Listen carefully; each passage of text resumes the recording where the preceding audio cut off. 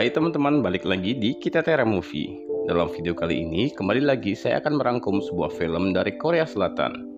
Film ini berjudul Everyone is There yang dirilis pada tahun 2020. Di mana film ini menceritakan tentang seorang gadis yang selalu mendapatkan perundungan dari teman sekolahnya. Suatu saat, saudari kembar dari gadis ini menggantikan posisinya di sekolah dan membalaskan semua perlakuan para pembuli itu. Seperti apakah keseruan filmnya? Mungkin di channel lain sudah banyak yang pernah membahasnya, tapi kali ini saya ingin membahas film ini dengan versi saya. Dan bagi teman-teman yang sudah pernah menyaksikannya, bisa di skip aja. Tapi bagi teman-teman yang belum pernah menyaksikannya, yuk kita simak bareng-bareng ceritanya. Sebelum kita mulai pada pembahasannya, jika kalian suka dengan channel ini, silahkan langsung saja subscribe dan aktifkan lonceng notifikasinya agar kalian tak ketinggalan video menarik lainnya dari channel ini. Film dimulai dengan memperlihatkan seorang gadis yang sedang berlari di tengah gelapnya malam. Terlihat si gadis sangat ketakutan menghindari sesuatu. Dan karena tak fokus, ia akhirnya terjatuh. Dalam ketidakberdayaannya, ia merintih dan meminta pertolongan. Tapi dalam keadaan malam yang sepi, tentu saja tak ada seorang pun yang menolong gadis ini. Cerita akan berfokus pada seorang gadis berusia 16 tahun yang selalu mendapatkan pembulian dari teman-teman sekolahnya. Gadis ini bernama Suyeon. Di sini diketahui Suyeon ini tidak memiliki ibu karena sang ibu sudah meninggal beberapa waktu yang lampau. Ayahnya juga kini sedang berada di luar negeri karena bekerja. Setelah sadar, Suyeon masih merasa syok dengan kejadian tadi malam yang menimpa dirinya. Dan ketika seorang polisi datang dan mulai bertanya tentang kejadian tadi malam, Suyeon hanya bisa terdiam tanpa menjawab sepatah kata pun pertanyaan dari polisi itu.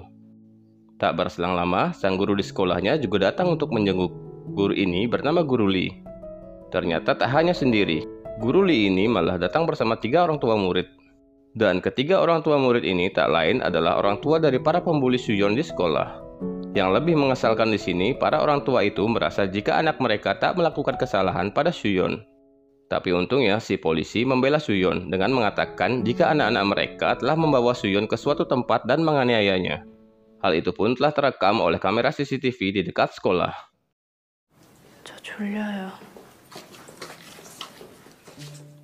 Guru Lee kemudian menceritakan keadaan Suyeon kepada kepala sekolah. Ia mengatakan jika Suyeon sejak kejadian itu tidak mau berbicara pada siapapun. Ia juga menduga jika Suyeon mengalami trauma psikologis. Namun si kepala sekolah malah menyuruh Guru Lee untuk tidak membesar-besarkan kasus itu. Karena menurutnya jika kasus itu sampai tersebar, hal itu akan merusak reputasi sekolah. Saking frustasi dan putus asanya, Suyeon berniat untuk melakukan bunuh diri dengan cara melilitkan selang infus ke lehernya. Saat akan melilitkan selang infus itu ke lehernya, tiba-tiba datanglah seorang wanita ke dalam kamar Suyeon. Wanita ini bernama Kang Il-young. Ia adalah seorang guru konsultan psikologi. Jadi untuk lebih mudahnya kita panggil saja dengan nama Guru Kang. Guru Kang mulai menanyai Suyeon tentang berbagai macam pertanyaan. Tapi tetap saja Suyeon tidak mau menjawab pertanyaan dari Guru Kang. Guru Kang yang terus saja mengungkit tentang kejadian itu membuat Suyeon semakin syok dan histeris. Hingga ia meminta Guru Kang untuk pergi meninggalkannya sendirian. Guru Kang pun akhirnya pergi. Tapi sebelum pergi, Guru Kang mengatakan jika nanti ia akan datang lagi ke sini untuk menemani Suyeon. Scene kemudian kembali memperlihatkan saat-saat Suyeon berada dalam gelapnya hutan di malam itu. Ia pun kembali histeris. Apalagi saat itu ia melihat dirinya yang lain tergeletak tak berdaya di sana.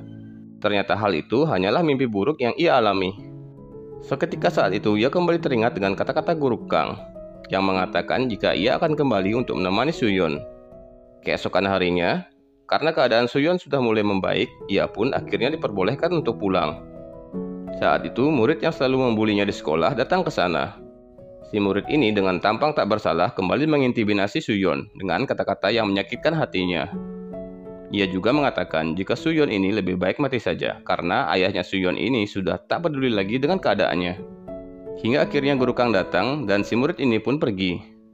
Guru Kang datang sesuai dengan janjinya dan akan menemani Suyeon kembali ke apartemennya. Sebenarnya Suyeon awalnya tak ingin menerima bantuan dari Guru Kang. Tapi saat masuk ke kamarnya, ia kembali seolah teringat dengan kejadian di malam itu. Suyeon jadinya menerima tawaran dari Guru Kang. Mereka pun makan bersama di sebuah restoran. Saat dalam perjalanan kembali ke apartemennya, secara tak sengaja Suyeon melihat seseorang yang ia kenal, kemudian mengejarnya. Guru Kang juga ikut membantu mengejar orang itu. Betapa terkejutnya Guru Kang setelah melihat wajah orang itu ternyata sama persis dengan Suyon. Tapi hanya saja orang ini terlihat lebih liar dari Suyon. Di sini diketahui jika orang ini tak lain adalah saudari kembar dari Suyon yang bernama Jungyeon.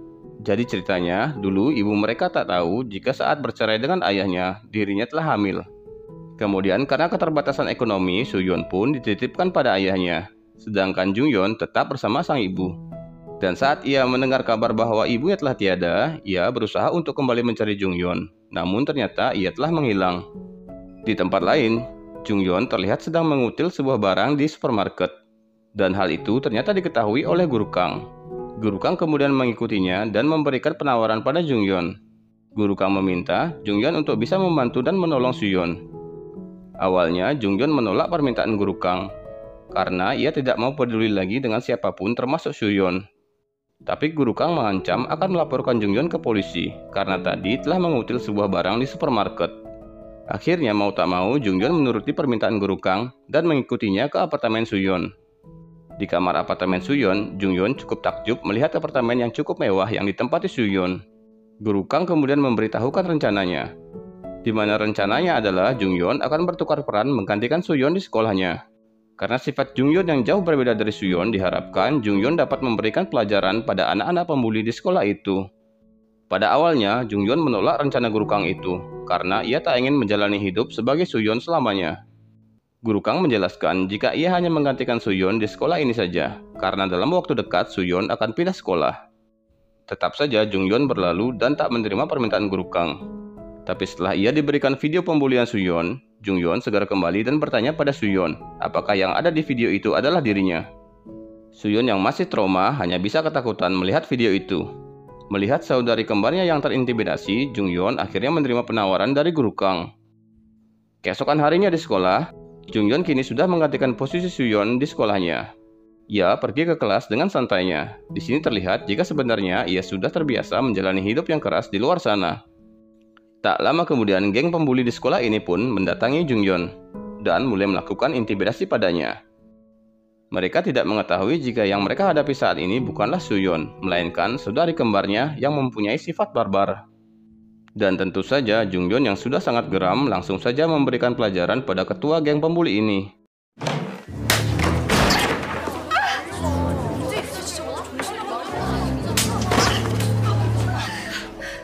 Jungyeon kemudian mencekik murid itu dan mulai merekamnya. Tapi aksinya itu dihentikan oleh Guru Lee yang datang ke kelas, dan mereka berdua akhirnya dibawa ke ruang guru. Di sini si murid pembuli tak bisa berkata banyak, karena Jungyeon juga mengungkit kelakuan murid itu padanya saat di hutan dulu. Guru Lee yang tadinya juga akan menyalahkan Jungyeon, jadinya hanya bisa terdiam. 좀 버티면 지나면 좋은 날 올 것 같아? 밥줄은 못 끊어도 뭐라도 들고 가서 목숨줄 같은 건 끊어도요.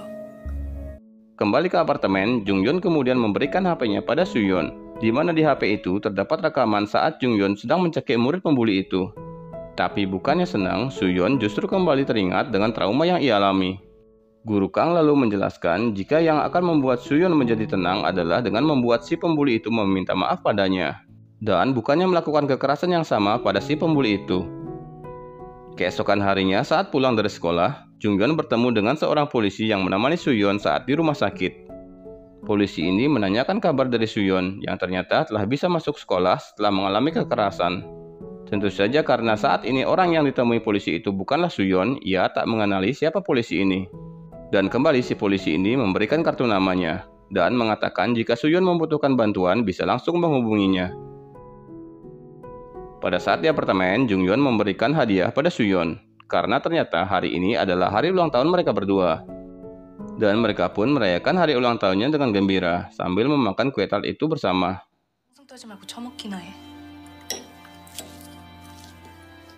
Kemudian saat Jungyeon sudah terlelap, Suyon mulai curhat pada Guru Kang di taman. Suyon mengatakan kenapa para pembuli itu membenci dirinya. Apakah jika ia mati nanti, para pembuli itu tetap akan membencinya? Guru Kang menjelaskan jika Suyon tidak perlu mencari tahu tentang hal itu, karena apapun alasannya, perbuatan dari para pembuli itu sama sekali tak dibenarkan. Suyon mengatakan jika ia ingin sekali mendengar permintaan maaf dari para pembuli itu. dan ia akan menggunakan tenaganya sendiri untuk melakukannya. Hingga keesokan harinya, Suyeon memutuskan untuk kembali pergi ke sekolah. Terlebih lagi saat itu Jungyeon masih terlelap tidur. Saat kembali ke sekolah, secara tak sengaja ia mendengar pembicaraan antara orang tua dari murid si pembuli, guru Lee, dan kepala sekolah. Di sana, kepala sekolah mengatakan jika ia akan memindahkan Suyeon ke sekolah lain. Mendengar hal itu tentu saja membuat Suyeon sangat sedih dan berlari menuju toilet. Di dalam toilet ternyata ada murid si pembuli itu. Karena melihat keadaan Suyeon yang kembali lemah, si murid pembuli itu kembali melakukan intimidasi pada Suyeon. Saat kembali ke apartemen, betapa terkejutnya Jungyeon setelah melihat saudari kembarnya yang datang langsung terjatuh terkulai lemas. Jungyeon yang sudah sangat kesal kemudian menghubungi si murid pembuli itu dan menyuruhnya untuk pergi sendirian ke tempat dulu ia memukuli Suyeon. Dan jika tidak datang, Jungyeon akan mengirim video kekerasan yang pernah ia lakukan pada Suyeon ke guru, polisi, dan orang tuanya. Dan bahkan juga ia akan mengirimkannya pada stasiun TV. Mendengar hal itu, si murid pembuli itu akhirnya datang ke tempat dulu ia menganiaya Suyeon. Lalu tiba-tiba dari belakang ia dipukul dan langsung tak sadarkan diri. Setelah sadar, si pembuli itu mendapati dirinya telah terikat dan tak lama kemudian Jungyeon muncul di hadapannya. Dan Jungyeon mulai mengancam si pembuli ini dengan menggunakan air keras. Kemudian Jungyeon memiliki ide agar si pembuli ini bisa merasakan apa yang telah dialami oleh Suyeon. Jungyeon menyuruh agar si pembuli ini berlari dan ia akan mengajarnya. Jika si pembuli ini bisa melarikan diri tanpa tertangkap, Jungyeon akan melepaskannya dan menghapus semua foto-foto dan video yang pernah ia buat, serta menganggap tidak pernah terjadi sesuatu di antara mereka. Si pembuli itu pun berlari dengan ketakutan, sama seperti yang pernah dialami oleh Suyeon.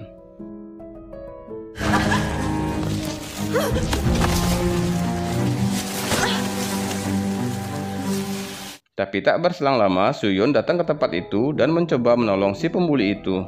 Guru Kang ternyata juga datang ke tempat itu, dan ia juga telah menghubungi polisi. Tiba di kantor polisi, Jungyeon mulai dimintai keterangan.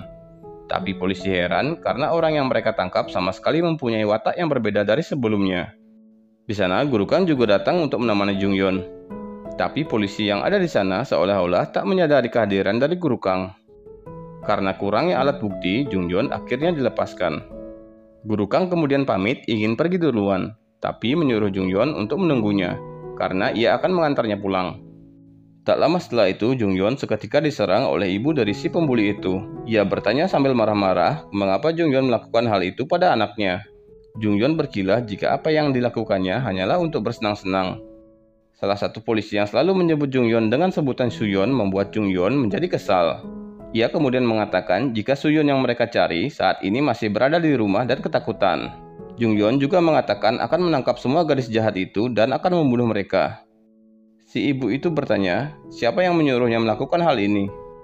Jungyeon pun menjawab jika yang menyuruhnya selama ini adalah guru konselingnya. Polisi kemudian mencari tahu keberadaan dari guru konselingnya itu. Tapi mereka sama sekali tak dapat menemukannya. Kemudian polisi berusaha mencari keberadaan Suyeon di apartemennya. Tapi ternyata ia tak ditemukan di sana. Bersamaan dengan itu, si polisi ini mendapatkan kabar jika si anak pembuli itu telah sadar dan kejiwaannya sedikit terganggu. Ia meracau melihat Suyeon selama ini berbicara sendiri. Dari sini, polisi mulai menyadari jika sebenarnya Suyeon ini mempunyai kepribadian ganda. Jadi, karena Suyeon merupakan korban kekerasan yang sudah lama ia alami, itu membuat Suyeon memanggil kepribadian yang lain untuk melindunginya. Jungyeon, saudari kembarnya yang kasar, dan Kang Il-jung, guru konsultannya yang tenang dan rasional. Ternyata semua orang itu hanyalah fantasi dari Suyeon saja. Ya, ternyata tak memiliki saudara kembar, ia sendirilah yang melakukan hal itu. Ia juga tak ditemani oleh guru konsultan, karena guru konsultan itu tak lain adalah dirinya sendiri. Ia menciptakan kepribadiannya yang lain hanya untuk melindungi dirinya yang merasa lemah dan tak berdaya. Suyeon kemudian terlihat akan pergi ke suatu tempat. Tak ketinggalan, ia di sini juga ditemani oleh guru konsultannya. Di sini Suyeon mengatakan jika kelak ketika dewasa dirinya ingin menjadi guru konsultan juga. Tapi lagi-lagi ternyata semua itu bukanlah kenyataan yang sebenarnya. Semua itu hanyalah fantasi dari Suyeon saja. Semua cerita yang sedari tadi kita saksikan, semua itu hanyalah khayalan dari Suyeon saja. Karena kenyataan yang sebenarnya, Suyeon saat ini telah tewas, persis setelah ia meminta bantuan di malam itu sesaat setelah terjatuh. Dan semua kejadian tadi ia proyeksikan sesaat sebelum Suyeon menghembuskan nafas terakhirnya. Dan film pun tamat. Bagi kalian yang belum pernah menonton film ini pasti sangat terkejut karena endingnya yang tak terduga. Dan dari film ini kita mendapatkan pelajaran untuk tidak melakukan pembulian pada siapapun. Baiklah, terima kasih bagi teman-teman yang telah menyaksikan video ini sampai akhir. Dan jika kalian suka dengan channel ini, silakan langsung saja subscribe dan aktifkan lonceng notifikasinya agar kalian tak ketinggalan video menarik lainnya dari channel ini. Sampai jumpa pada video selanjutnya.